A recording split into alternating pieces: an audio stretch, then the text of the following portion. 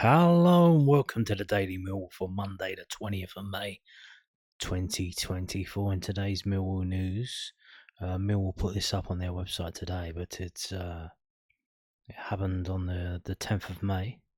Frank Sibley passing away. So if you don't know who Frank Sibley is, he was the assistant manager at Millwall under John Docherty, I believe. So Millwall Football Club is saddened to hear of the passing of former assistant manager Frank Sibley. Frank, below middle row far right, was Queens Park Rangers' youngest league manager at the age, a league player at the age of 15, but had to retire through injury at the age of 23 after making 168 appearances for the West London outfit. He was part of the QPR team, which achieved their own particular double by obtaining the third division title and lifting the League Cup in 1967 with victory over West Bromwich Albion. Could you believe that happening nowadays? You can see how far football's changed. A third division team, a League One team, winning their league and then winning the League Cup. Just wouldn't happen nowadays, would it? It's just unheard of. So you can see him there. He's the coach in the middle. Obviously John Docherty and Frank as well. So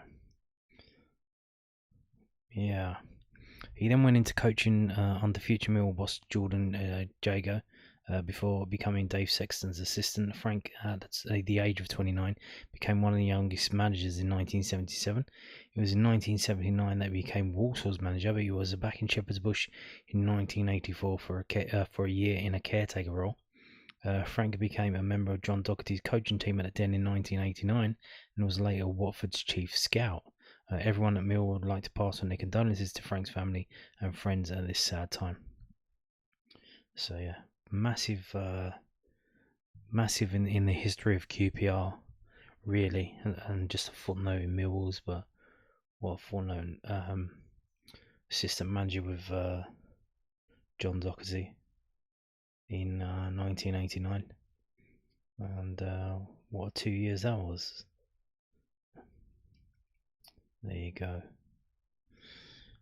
Now moving on to the fallout. Obviously the game was on Friday, and I think if we would have won, I think everyone would have been in the spirits to get this stuff up at the weekend, but I think everyone was a bit low, and you can see from the pictures here everyone's a bit gutted from the under-21 game on Friday. So Millwall under-21s presented with PDL South Division trophy. Yeah, so they won the Southern League, but they didn't win the national finals because they got knocked out in the semi-finals.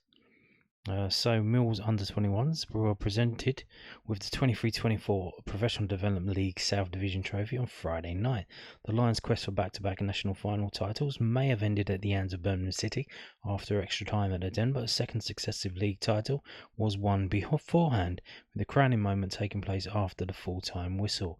Lions chairman James Burrison was on hand to present Kevin Nugent's side for individual medals in SC16 before the squad claimed the league trophy back once again. A selection of images from the presentation can be seen below. There you go. I'm going to roll through. If you don't know who these are, I'll just give you a little information. That's Carl Smith there. That is Chinockley, taller than James Burrison.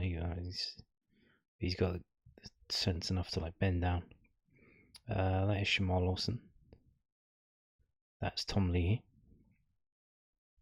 That's Massey, Alfie Massey.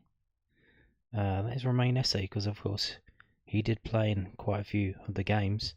So I guess that meant he got a medal, and there he is. Hopefully he gets some medals with Mill's first team. But there he is picking up his medal.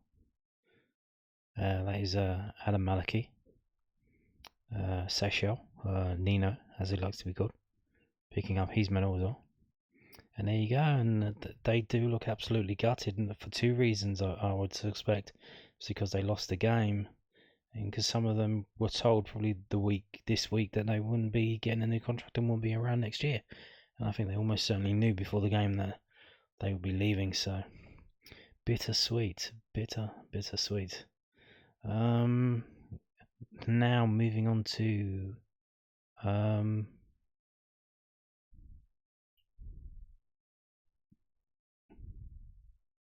Yeah, moving on to some more photos from the actual game here. So you got the teams coming out there. Dylan Ladai, goalkeeper there. And that's George Walker on the right.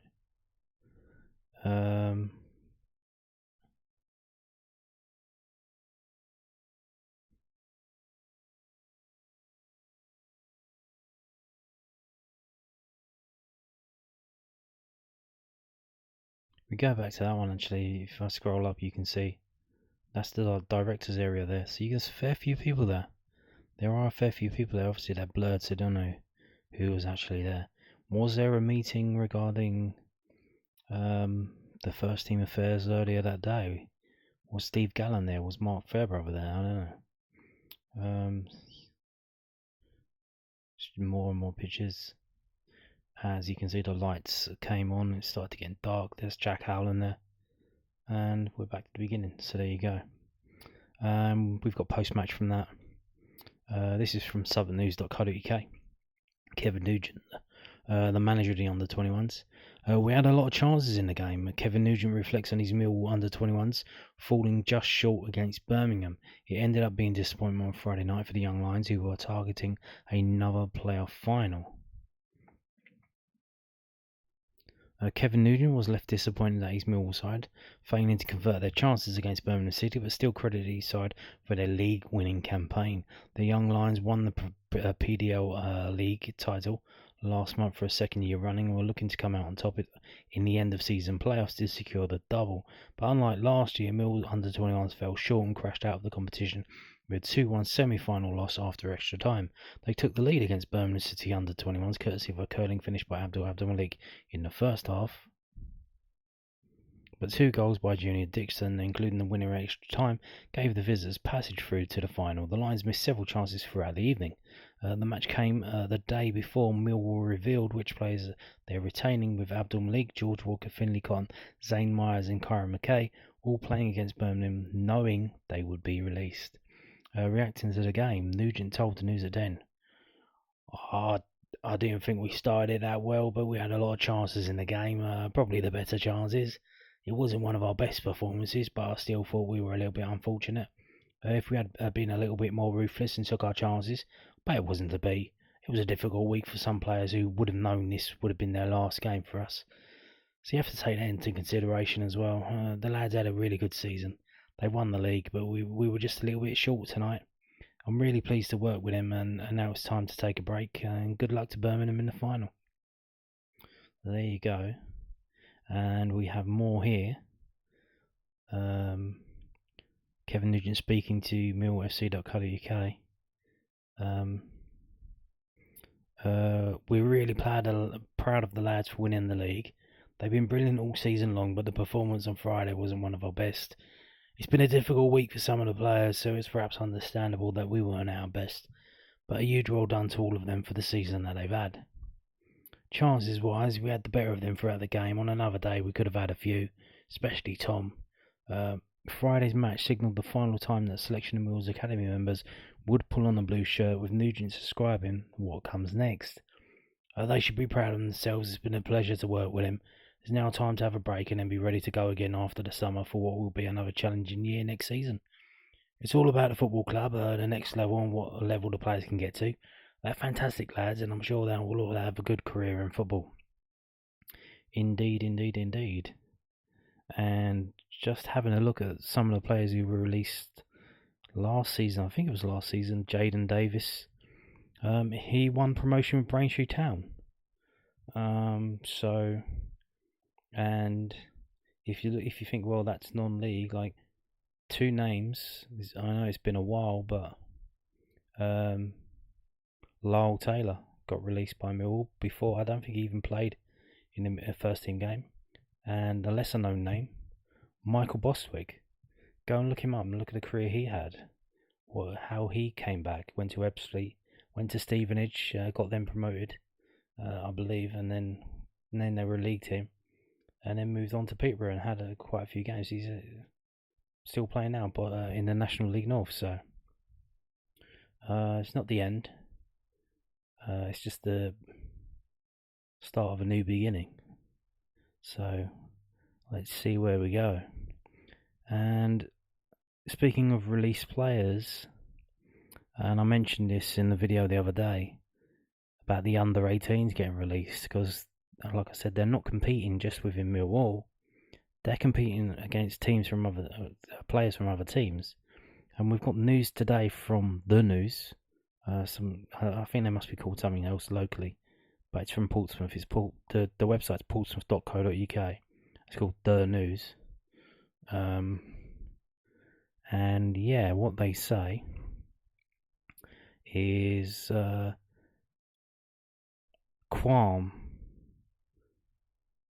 has been attracting interest from the Championship in League One.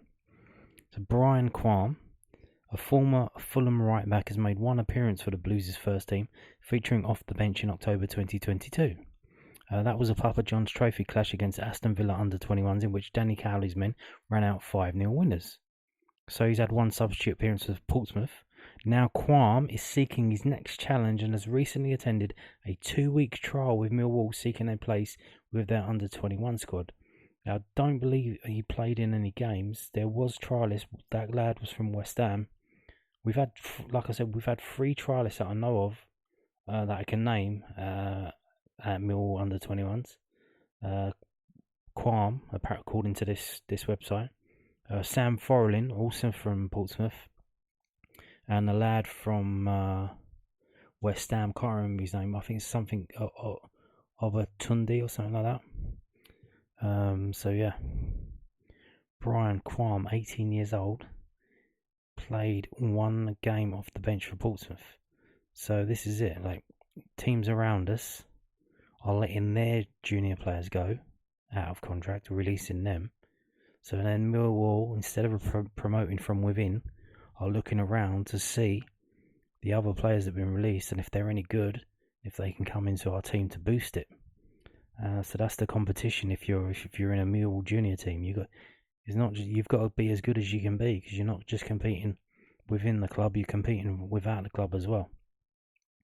So there you go, another player linked with Millwall, but although the under-21s.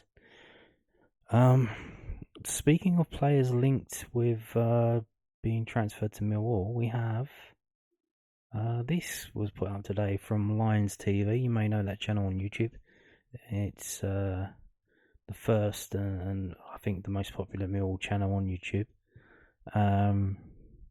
You put this up in the community tab.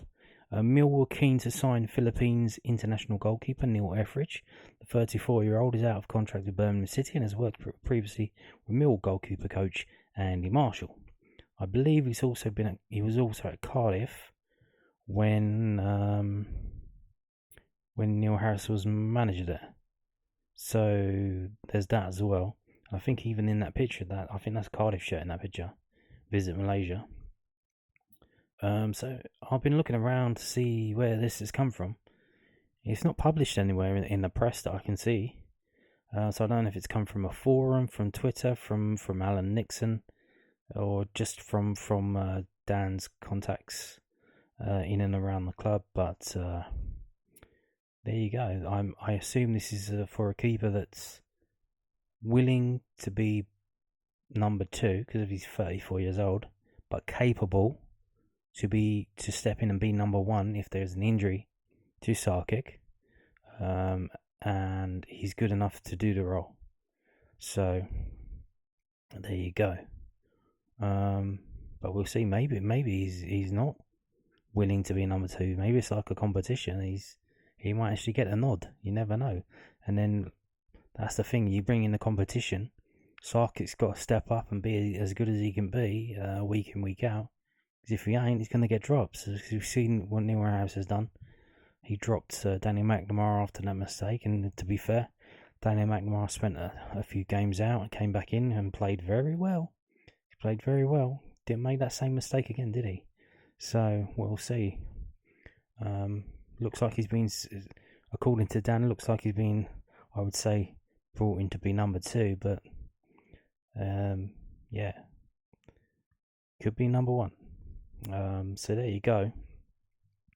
And on that note, what I'm going to do did this before. In the past, I don't know if it did it last summer, but certainly the summer before. The spreadsheet. I'll keep a spreadsheet of all these sources and notes saying we're signing this player, we're signing that player, and we'll see how it comes out. I remember last time in the last spreadsheet, I think it was Football Insider. There was like 20 names on there, and I think Football Insider actually got the they actually got 2 of them right, I believe. But I think some of them were literally like the transfer was happening, and it was happening like the day after, and they put it out.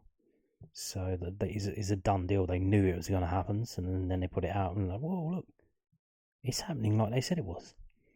But we'll see. We will see. So no pressure on Dan at Lions TV, but we'll see if this one comes off. If he's some kind of transfer damus.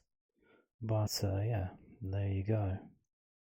We'll update this through the summer as it goes. Now moving back to the stories, and here we go. We're going to finish on this summer. Not a lot going on, but there are still tours happening. There's 2 more tour dates happening. I don't know when the dates are. Well, they're on here, but I don't know if it's the same dates as the England football games happening. Because I believe the club said they were going to be showing the England games at the Den. So I don't know if it's like, before the England games, have a tour of the stadium. But here we go. A new batch of stadium tour dates are now on sale. This is from millfc.co.uk, by the way. The club's official website. Step into Millwall history, yeah. It's the new ground, but it ain't that new anymore, is it? It's a bit of history now. I don't know what changes they're looking to take place. Now they got planning permission, but how long before they start knocking stuff down and building stuff upon it and all that kind of stuff? So there you go. Experience the magic within. Walk the path many Lions legends have taken and feel the passion in SE16 on our 1-hour guided tour.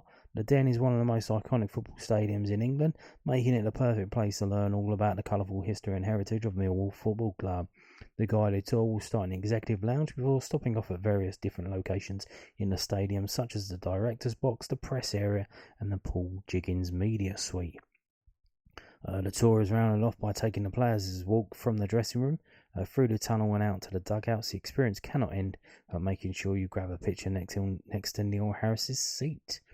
Take a look at all of our dates below, and that is happening on Monday the 24th of June, 1 p.m, and Friday the 28th of June, 1 p.m. So, like I said, I'm not too sure if that's the day of the England games. I think the England games are happening earlier than that, aren't they? Don't the Euros? Is it the Euros?